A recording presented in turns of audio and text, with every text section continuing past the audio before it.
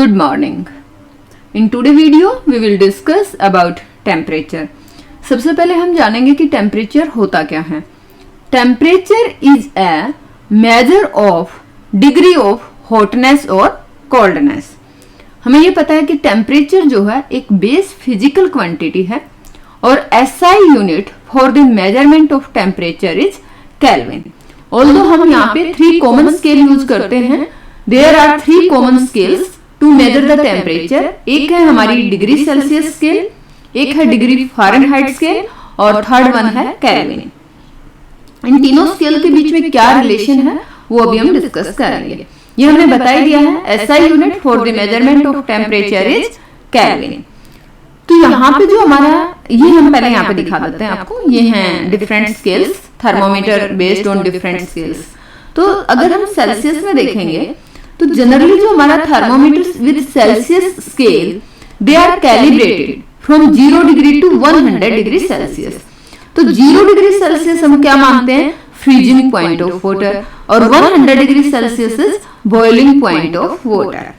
और जो Fahrenheit scale है उसको हम रिप्रेजेंट करते हैं between 32 degree to 212 degree Fahrenheit.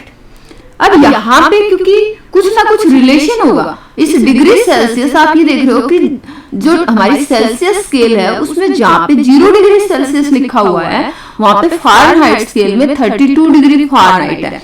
तो is there any relation between degree Celsius and degree Fahrenheit? Yes, हम यहाँ पे रिलेशन देखते हैं. जो टेम्परेचर ऑन 2 स्केल्स, कौन कौन सी 2 स्केल्स की बात हो रही है? Degree Celsius and degree Fahrenheit. They are related to each other by this relation. जो डिग्री फ़ारेनहाइट है that is equal to 9/5 degree Celsius plus 32. अब जैसे मान लो हमारा 100 डिग्री सेल्सियस टेम्परेचर है तो 100 डिग्री सेल्सियस को हम 9.5 मल्टीप्लाइड बाय 100 करेंगे तो ये क्या हो जाएगा? 5 यहाँ से 100 को कैंसिल करेगा 20 और 20 और 9 से मल्टीप्लाई करेंगे 180 प्लस 32 तो ये हो जाएगा हमारा 212 डिग्री फ़ारेनहाइट.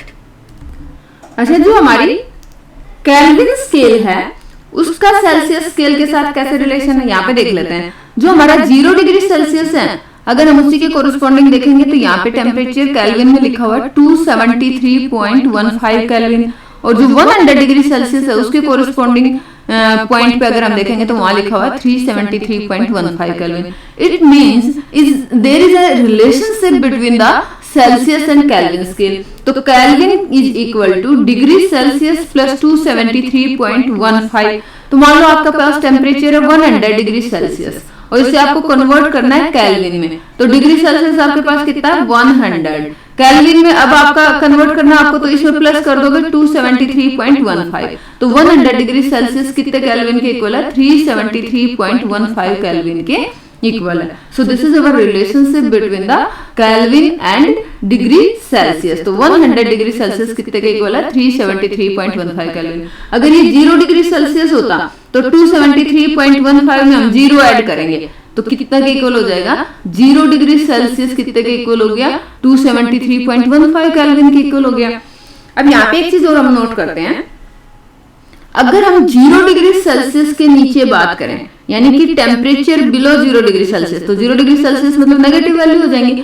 तो ये सेल्सियस स्केल में तो पॉसिबल है. यानी कि अगर हमारे पास मान लो 273 degree Celsius 273.15 degree Celsius temperature है तो केल्विन में वो कितना हो जाएगा? क्योंकि ये -273 इधर प्लस 273 तो 0 केल्विन हो जाएगा.